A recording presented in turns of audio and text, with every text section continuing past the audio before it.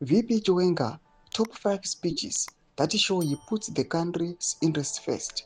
Zisarapena mashoko kubuda panguva ino oni kunzi VP Constantino Chiwenga panguva ino vari kunyatsa kumira awa nezvido zvevana venyika yeZimbabwe.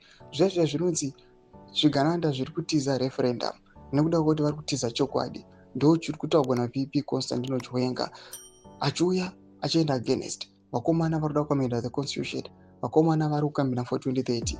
Zisarapinda mashoko abuda nyika panguva ino namakomichi anouya achilista the recent speeches anoyasarodza kuti VP Constantino Chiwenga aiwa nyika yeZimbabwe vanosapota mainterests ayo ndiri subscribe or like or bell icon. Anobuda achinyora number 1 in quotes, "We did not go to war to liberate one village, but we went to war to liberate the whole nation so that everyone can have an equal share and equal opportunity."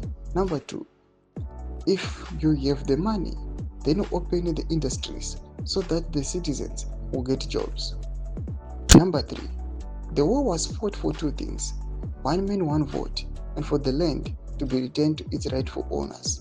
Number 4, if the proposed amendment bill is good for the people, then let the people prove via referendum. Number 5, the Zimbabwe God-given resources must be used to benefit the citizens, not only to benefit a few individuals. Ndo mashoko anoita kupana pana makomichi achiuya achilista maspeeches aVP Constantino Chiwenga anyasarodza kuti generally aiwa vanoda zvido zvevanhu, vanoda zvido zvenyika yeZimbabwe, havasi vaya vanotonga nedemo anenge akaviga zvake mupini oita senge ari kukusekerera but uchingofuratira obva kutema. Mashoko anobuda nyogwa panapa aiwa naIsaac Makomichi anyasarodza kuti VP Constantino Chiwenga vanoda chizvarwa chenyika yeZimbabwe ende vanoda kuti nyika yeZimbabwe iprosper. Kana komisa kuchemedzo zvafungura kuti pamusoro pachiitiko ichi, subscribe or like, cheta on the bell icon.